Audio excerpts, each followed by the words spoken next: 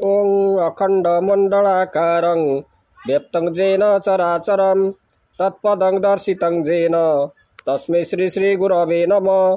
शुक्लाम्बरधरं विष्णुं शशिवर्णं चतुर्भुजं प्रसन्नं वदनं ध्यायेत् सर्वविघ्नोपशान्तये। नारायणं नमस्कृतं नरं चैव नरोत्तमं देवीं सरस्वती व्यासं ततो जयमुदीरयेत्।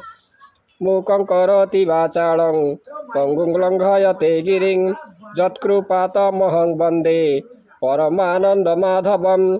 अद्वैतामृतवर्षिणीं भगवतीमष्टादशोध्यायिनीं मम्बत्तामनुसन्दधामि भगवद्गीते भवद्देशिनी।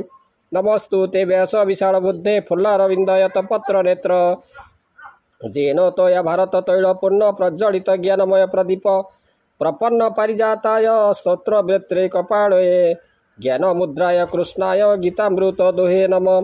सर्वोपनिषदो गावो दुग्धा गोपालनन्दन पार्थवत्स सुधीर्भोक्तां दुग्धं गीतामृतं महत्। वसुदेवसुतं देवं कंसचाणूरमर्दनं देवकी परमानन्दं कृष्णं वन्दे जगद्गुरुम्। आज आम श्रीमद भगवद गीतार द्वितीय अध्याय सांख्य योग तार षष्ठ भाग आज आम तार श्लोक सह तार व्याख्या आम आलोचना करवा। राग द्वेष विमुक्तेषु विषयानिन्द्रियश्चरन् आत्मवश्ये विधेयात्मा प्रसादमधिगच्छति। राग द्वेष विमुक्तेषु विषयानिन्द्रियश्चरन् आत्मवश्ये विधेयात्मा प्रसादमधिगच्छति। प्रसादे सर्वदुःखानां हानिरस्योपजायते प्रसन्नचेतस ह्यासु बुद्धिपर्यवतिष्ठते। जो माने राग हिंसा मोहशून्य होई विषय भोग करती से माने शांति प्रसन्नता लाभ करती। चित्तर प्रसन्न हेतु तार समस्त दुख विनाश हुए तेणु से प्रशांत एवं निश्चल बुद्धि हुए। इंद्रिय वश करी जेबे चंचल मानसता भवे इंद्रिय वशे फल किस जेबे बा चंचल मानस। इंद्रिय मन वशे थाई राग देशादि शून्य होई विषय रसे मजे जेबे शांति को लभे से ही तेबे। शांतिया सही चित्ते जेबे किंचिते दुख नाश तेबे। प्रसन्न चित्त जे हुई बुद्धि नास्ति रजे रही नास्ति बुद्धिरजुक्तस्य न चायुक्तस्य भावना न चा भावयते स्तान्ति रसातस्य कुतः सुख। नास्ति बुद्धिरजुक्तस्य न चायुक्तस्य भावना न चा भावयत शान्ति रसान्तस्य कुतः सुखं। इन्द्रियाणां हि चरतां जन्मनोऽनुविधीयते तदसहरति प्रज्ञां वायुर्नावमिमांभसि। जो माने सत्कर्म करती से माने सर्वदा निश्चिंत एवं निर्मल रहती। विशुद्ध बुद्धि रे कर्म कले से ही कर्म फल द्वारा मुक्ति लाभ हुए। इंद्रिय जार बसे नाही पवित्र बुद्धि तार काहि। बुद्धि न थिले नाही धन धन विहीने शांतिहीन।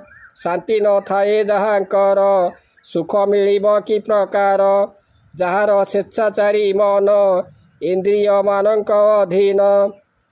प्रबल वायु नावे जथा जल न रखई स्थिरता। जले न रखई स्थिरता से मन तार बुद्धि वृत्ति हरिण कुमार्गे चलांती।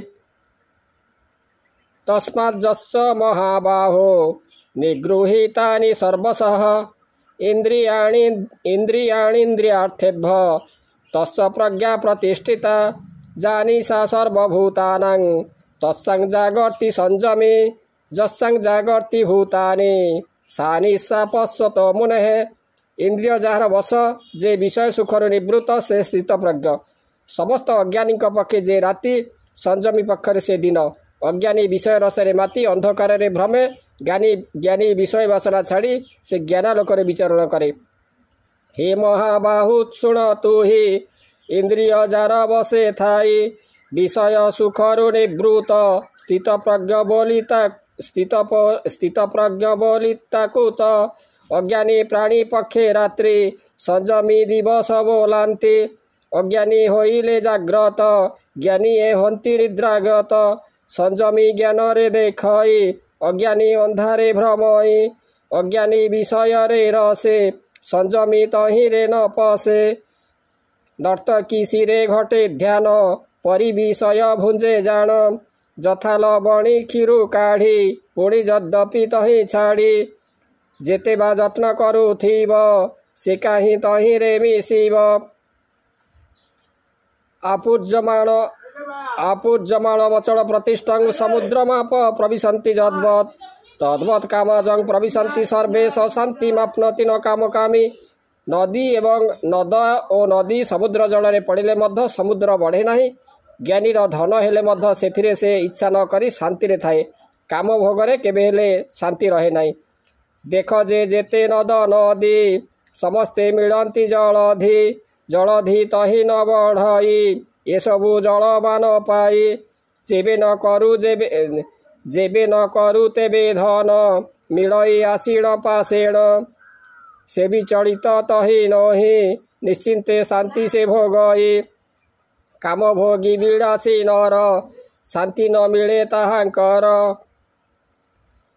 विहाय कामान ज सर्वान् पुंबांश्चरति निस्पृह निर्ममनिरहंकार स शान्तिमधिगच्छति विहाय कामान ज सर्वान् पुंबांश्चरति निस्पृह निर्ममनिरहंकार स शान्तिमधिगच्छति ऐसा ब्रह्मे स्थितिः पार्थ दैनां प्राप्य विमोहति स्थिता सामंत कालेपि ब्रह्म निर्वाण मृच्छति जार कामना नहीं तार विषय थिले मध्य सेथिरे से मोह न होई शांति भोगे जे ज्ञान पाए से शेष रे परम ब्रह्म रे लीन हुए सर्व कामना जेते जई मोहादि अहंकार नाही विषय भोग थिले तार ता मध्य शांति पाए धीर ए ब्रह्म ज्ञान जेल भई अज्ञाने मोह से नोहई शेषे परम ब्रह्मे लीन कहई वासुदेव हीन